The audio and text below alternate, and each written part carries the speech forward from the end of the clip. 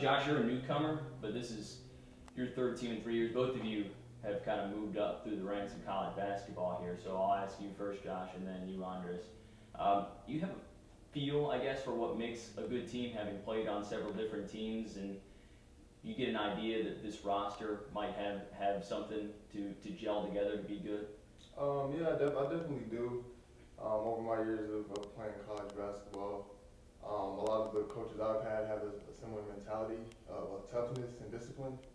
So I think here at Jacksonville University, being a new culture for us and a new team, I think we're trying to instill those principles, and I think it's going in the right way so far. Andres, same for you. And I mean, have you noticed anything about this team so far that kind of sticks out to you? I mean, I'm sure there's a lot of positive signs, but is there one that's most noticeable as far as, yes, I can look at this and say this team's going to be good because of that reason? Well, I believe we are a very talented team. We have a great depth, and we have people playing multiple positions, and I feel like that's going to help us succeed this year. Andres, what do you think about some of the road venues you get to play in? I mean, we get to go up to North Carolina State, and Mississippi State, and Starkville, down to the O'Connell Center at Florida. I mean, when you get an opportunity, I mean, a lot of these guys, including yourself, get an opportunity to go play some really big time opponents on the road for the first time in your careers. Are you excited, nervous? Is that you feel like this is a chance to make a statement? I definitely do. It's really exciting to play there. It's a dream come true, play at this high of a level, and well, I believe we can do big things playing out there. Josh, the conference slate starts off either with UNF. It's a home game at the arena downtown on January 10th. Do you have any concept yet of any of your teammates that were here from the beginning have kind of imparted on you, the importance of the River City Rumble to it? The team, the fans, the city, kind of a deal yet? I mean, I'm a newcomer, so I'm not really familiar with it yet, but it seemed to be like a big deal to my teammates in the school. UNF seems to be our rivals, so it'll be interesting to see how that plays out. I guess you could say it's certainly the two biggest conference games of the year, the most electric atmospheres of the year, and an opportunity to play. I guess, did you have any rivals in college where you ever played a team where he's like, all right, we got to go out and beat them? There's been a few in JUCO and in my previous schools, but I'm interested to be here and see how we play against UNF and the teams in our conference. I'll start with you, Josh, and then to you, Andres.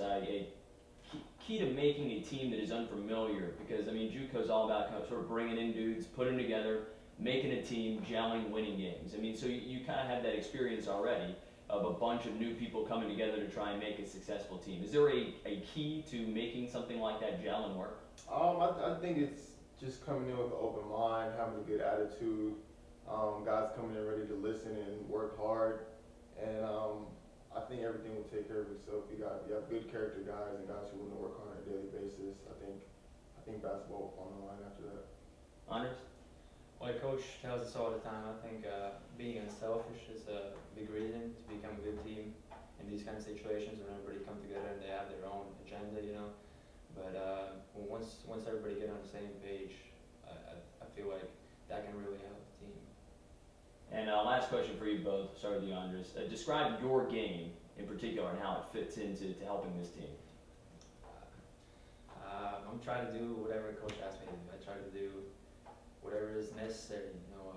If it's shooting the ball or passing the ball or driving, kick, defend, whatever is there, I'm ready to take a challenge. What about you, Josh? I think we have a lot of guys on this team like myself who can play multiple positions and do a lot of things with the ball and on the defensive end. So I think that we bring a lot of versatility to this team. Not only myself but also my teammates. A lot of guys who can play 1 through the 5 and do a lot of things on the floor. So I think that'll help us in the long run. Tony, besides the obvious, winning, what are the goals for this season as part of developing this program in your first year? I think first and foremost, we're in the process of creating a culture. And when you're taking over a program with as many new pieces, that is the number one most important thing that you can do when you start is create the type of culture that you're trying to work in. And for us, let's face it, we're going to be the most inexperienced team probably in the country. And with that, there's going to be some challenges, some ups and downs as we go through it. But the most important thing that we have going every single day is trying to create the culture of energy, of toughness, and of unselfishness within our program. As far as players, there's 6 returners, 8 newcomers, a brand new staff. How do you make this kind of unique marriage work? I think you have to first and foremost worry about the people and worry about building relationships. I don't think our guys care one bit about how much knowledge we have. If they don't have a good grasp of how much you care about them and care about their success on and off the floor. So as we continue to bring all these guys together, it's critical that they understand what we're trying to do, how it impacts them first and foremost, and then put it together as a team. We saw, 2 of the players that are here with us now, both JUCO transfers, quite a few JUCO transfers. That means they have experience, but not experience on a major college level.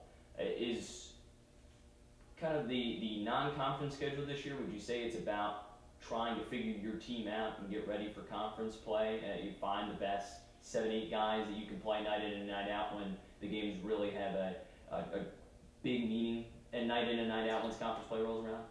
Yeah, I think as you go through your entire schedule, I think as you go through your practices, you're trying to find out who you can count on a possession by possession basis. You're trying to see some separation between, like you said, whatever that number is, 7, 8, 9. Those guys separate themselves in every aspect of the game, the details, the energy, the toughness, playing the game the right way. But for us, we're not going to put a number on it. I don't think the Hofstra game to start the year is any more or any less important than a league game in the middle of January. Every day we're trying to continue to create our culture, build our program, and get our guys to play the game the right way. You mentioned the Hofstra game as part of a tough non-conference road schedule. Hofstra, NC State, Florida, Mississippi State, that's just a handful of the difficult matchups that JU will play on the road this year. How does playing a tough non-conference schedule help this team? I think it gives you a chance to kind of see where you're at. I don't think you're going to be, you won't have a false sense of security if you play well, because if you do play well with the schedule that we've been dealt, you're going to be a pretty good team. So I think there's a balancing act going forward. Obviously, we've got a tall task in front of us with the schedule that we've been dealt, and for our guys, it's going to be critical that we're ready to go and prepared to play against some of the better teams in the country.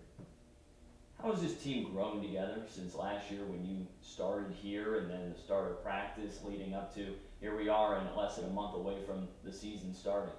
We're still a touch in the hello, my name is stage. When you bring in, at the end of the day, we've got 16 new guys. We've got a handful of returning players. Very few of them played significant minutes last year. We've got, like you said, an entirely new staff, and then we have 10 newcomers. So trying to get those guys to all mesh on the floor is a tall task. But the good thing that our staff did, and I'll really compliment our assistants as well as our recruits specifically, we've got good character guys, and I don't think a program can achieve to the level that it's capable of if you have bad people. And unfortunately for us, we've got a team full of high character, quality guys, and that's a great place to start. Now we've got to translate into playing the game the right way and become a sound, disciplined basketball team. But as for our foundation and our base, we've started with good guys, which I think is the right way to start building a program. Lastly, for fans and everybody really, it is just kind of a mystery. Nobody knows what to expect going into the season. Can you shed a little light onto what people can expect to see once you hit the floor? Well, we should have great game day program sales because at the end of the day, nobody will know anybody. People will be looking for numbers. Yeah, exactly. It'll be more than just a roster card this year. I think that what we're trying to do is we're trying to create a culture of energy, toughness, and unselfishness. I think our guys are going to play the game the right way. What that looks like in terms of our style of play, we're still trying to figure it out a little bit. As the two guys, Andris and Josh stated, we've got a lot of versatile guys. We've got a lot of guys that can play multiple positions, which I think can be an advantage moving forward. But as you try to piece it together from the start, you know, it can look a little out of sorts and out of sync. But I do think that when people come out, we're going to play the game the right way. I think you'll see a team that plays hopefully a style of play that's both fun to watch and effective throughout the year.